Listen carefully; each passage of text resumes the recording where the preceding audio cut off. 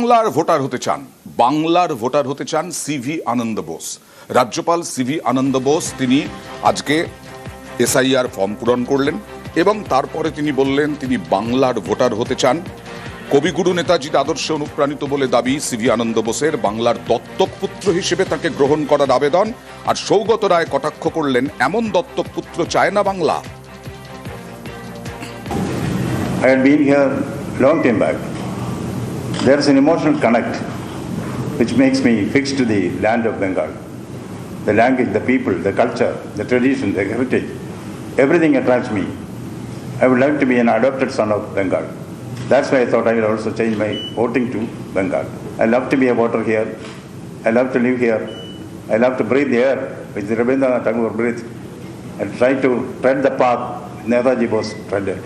It's a great opportunity for me. I am emotionally connected with Bengal. There is an umbilical relation between me and Bengal. আনন্দ বোসের মতো অপদার্থকে দত্তক নিতে চাই না। বাংলায় অনেক ভালো ভালো লোক আছেন আর সারা দেশেও অনেক ভালো লোক আছেন। আনন্দ বোস রাজভবনে আছে, উপভোগ করছে, জীবন করুক, কিন্তু এইসব বিচিত্র অনুরোধ যাতে না করে। সন্দেশখালীর ঘটনায় খুন ও খুনের চেষ্টার অভিযোগ দায়ের করা হলো। 8 জনের বিরুদ্ধে খুন ও খুনের চেষ্টার অভিযোগ দায়ের ভোলা ঘোষের পক্ষ থেকে করা হলো। ভোলা ঘোষের ছেলে কালকে দুর্ঘটনায় মারা গেছেন এবং তার সঙ্গে তার ড্রাইভার তিনিও মারা গেছেন। ট্রাক মালিক নজরুল ও চালক আলিমের বিরুদ্ধে অভিযোগ। এই আলিমকে তিনি নাকি দেখতে পেয়েছেন বলে দাবি করেছিলেন ভোলা ঘোষ। এই আলিম কোথায়, এই প্রশ্ন এখন উঠছে। ভোলা ঘোষের অভিযোগে এফআইআর পুলিশের। গতকাল শাহজাহান মামলার সাক্ষীর গাড়িতে ধাক্কা, সাক্ষী ভোলা ঘোষের গাড়িতে ধাক্কা ট্রাকের ধাক্কায় মৃত ভোলার ছোট ছেলে ও গাড়ি চালক। একের পর এক জেলবন্দি থেকে ছাড়া পাওয়া কি থাকতে পারবেন এখানে? যদি প্রশাসন ঠিকঠাক কাজ করে নিশ্চয়ই আবার দাঁড়িয়ে যাবো। আর একটা জিনিস যেটা আমি জানি যে একবার যদি এই হচ্ছিল বাঘের দাম ভেঙে যায়, পুনরায় সেই কামাতে পারবে। শাহজাহানকে জেল থেকে আতঙ্কের সামনে চালাচ্ছে একদম। আপনি কি সিবিআই ইডি কে বেশ কিছু তথ্য দিয়েছিলেন? দেখেছে নাগরিক তো আমাকে অ্যারেস্ট করে নিত, যেটুকু জানি সেটুকু দিয়েছি। আপনাকে সিবিআই নোটিশ দিয়ে ডেকেছে? সিবিআই ইডি একবার না, মিনিমাম 10-12 বার করে যেতে। কেন আপনি তো ছিলেন না? ওর সঙ্গে তো ব্যবসা জড়িত আমি। আচ্ছা, খবরটা বলুন কি হয়েছে। সেটা কবে গেছিলেন আপনি? গিয়েছি আমি আপনার 2024 সালের মার্চের 12 তারিখ থেকে শুরু হয়েছে। মার্চের 12? যে এখনো বেপাত্তা আলিম, সেই আলিমকে দেখেছিলেন ট্রাক চালক হিসেবে ভোলা ঘোষ, তিনি দাবি করেছিলেন। কিন্তু সে কোথায়?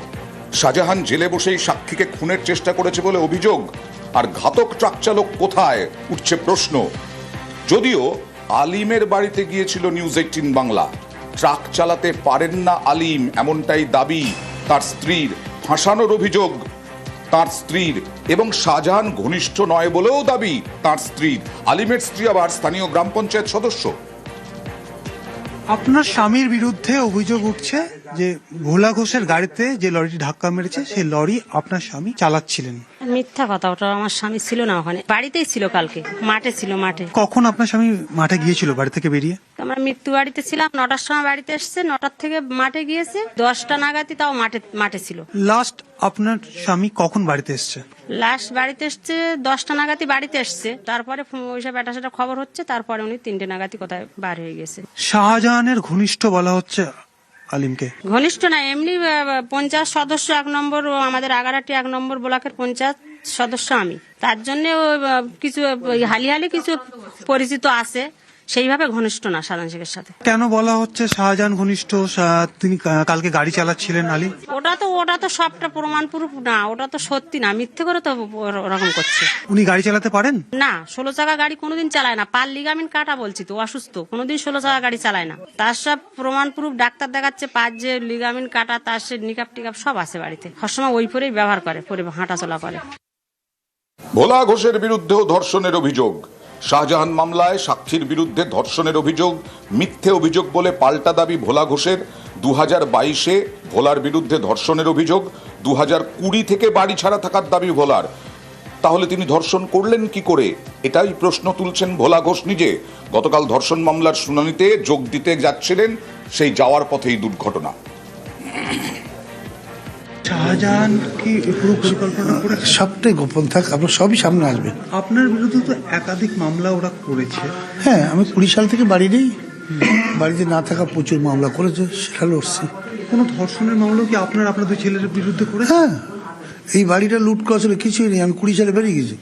22 সালে নাকি এই বাড়িতে ধর্ষণ করেছে, সেটা প্রশাসন কোর্ট ভাববে, বিচার বিভাগ ভাববে। সেই মামলার ডেট ছিল কালকে, ওই ট্রায়াল ডেট কালকে, ওই এপ্রিল 2-তে কালকে ওই ডেট ছিল।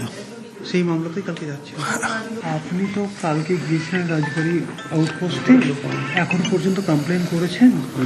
কালকে লিখেছিলাম, সেটাটুকু ত্রুটি হলো, আমি এখন নিয়ে যাচ্ছি। জেলবন্দি শেখ শাহজাহানের ভয়ে এখনো কাঁটা সন্দেশখালী, বিশেষ করে মণ্ডল পরিবার। এই মণ্ডল পরিবারের কাছেই প্রচুর হুমকি হুঁশিয়ারি আসছিল বলে অভিযোগ করেছিলেন বারবার, আমরা দেখিয়েছিলাম। সেই মণ্ডল পরিবার বলছেন যে শাহজাহান বাহিনী অভিযোগকারীদের টার্গেট করছে। এখনো মারধর খুনের হুমকির অভিযোগ শাহজাহান বাহিনীর বিরুদ্ধে, অভিযোগ নির্মল মণ্ডলের, এবং বলছেন রাজ্যে নয় তিহাড়ে শাহজাহানকে রাখার দাবি। শাহজাহানের ব্যাপারে যারা যারা জমি জায়গা সংক্রান্ত আছে, কেস করেছে, মামলা করেছে, ধরো কোর্টে যাচ্ছে, তাদেরকে লক্ষ্য রাখছে। সিনেমার মতো ঘটনা আর কি। তাদেরকে দেখছে রাস্তাঘাটে টার্গেট করে, হয় গাড়ি দিয়ে পিছিয়ে মেরে দিচ্ছে, নয় গুলি করে দিচ্ছে, এরকম পরিস্থিতি চলছে। তা আমরা চাইছি এর একটা বিধি ব্যবস্থা হোক, না তো কি করে এই সন্দেশখালী এলাকার মানুষ এর দিনের পর দিন তো মানে শাহজাহান শেখ নেই, তার থেকে বড় বড় ঘটনা ঘটছে। কে ঘটাচ্ছে, কেন ঘটছে, কেন ঘটছে? তার সাগরে তো বলে গেছিল যে আমি চলে যাচ্ছি, কিন্তু আমার হাজার হাজার বাহিনী থাকবে, কেউ বাঁচতে পারবি না। তা বাস্তবে তাই হচ্ছে। আমরা কি করে বাঁচতে পারি বলুন? এই মণ্ডল পরিবার আমরা তো খুব আতঙ্কে আছি, এবং আমাদের উপরে প্রচুর অ্যাটাক। গয়েশপুরের অবস্থা দেখুন, সিসি ক্যামেরায় মোড়া, কিন্তু বেশিরভাগ সিসি ক্যামেরাই অচল। ঘটনা ঘটছে ছিনতাই, ইভটিজিং এর। ওসির বিরুদ্ধে গাফিলতির অভিযোগ উঠছে। কোনো জায়গায় সিসি ক্যামেরা ঠিক মতন দেওয়া আছে কি না আমি জানি না। যেমন অনেক বাড়িতে থাকে না, কুকুর হইতে সাবধান, সিসি ক্যামেরা হইতে সাবধান লেখা থাকে, হয়তো খারাপ ক্যামেরা শো করে রেখেছে। আইন শৃঙ্খলা খুবই খারাপ।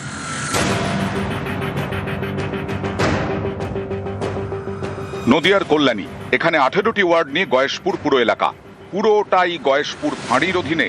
এলাকায় রয়েছে 64টি সিসি ক্যামেরা। অভিযোগ, বেশিরভাগ সিসি ক্যামেরাই মাস 3 ধরে বিকল। অনেক জায়গায় এখনো সিসি ক্যামেরা বসানোই হয়নি।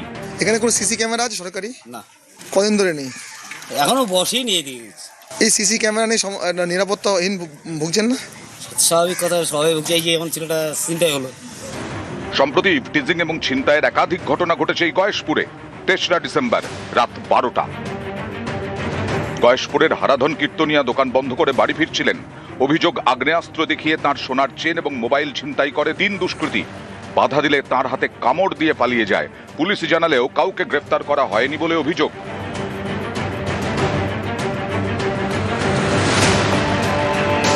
তিনজন ছিল বাইকে।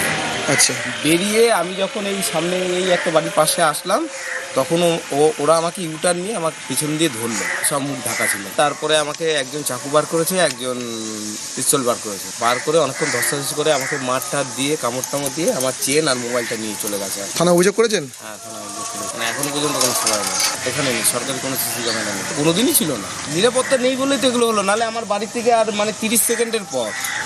কল্যাণী থানার অধীনে গয়েশপুর ফাঁড়ি। ওসি জয় দাস 2022 থেকে একই চেয়ারে। একই সঙ্গে তিনি রানাঘাট পুলিশ জেলার ওসি ক্রাইমের দায়িত্বে। এই ওসির ভূমিকা নিয়ে প্রশ্ন তুলেছেন বিধায়ক। দেখুন, গয়েশপুরের ল অ্যান্ড অর্ডার ভালো নয়। সিপিএম এর আমলেও ছিল, টিএমসি আমলেও সেটা চলছে।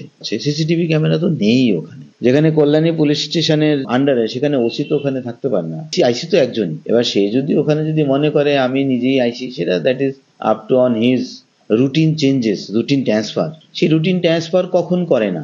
যখন তারা মনে করে অন্যরা আসলে এখানে তারা বেটার করবে, এবং তাহলে এতে তাদের ক্যাডারদের সমস্যা হয়ে যাবে, সেই জন্য তারা চেঞ্জ করে না। নাহলে বছরের পর বছর কোনো পুলিশ যদি এক জায়গায় থাকে, এটা সিস্টেমের জন্য অত্যন্ত দুর্ভাগ্যপূর্ণ।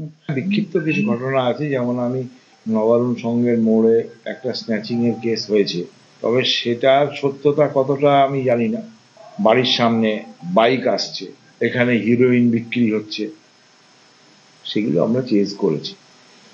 বলে দেখুন প্র্যাকটিক্যালি আমরা পাইনি কিছু, পুলিশেরও হাত পা বাঁধা। নদিয়া থেকে রঞ্জিত সরকার, নিউজ 18 বাংলা।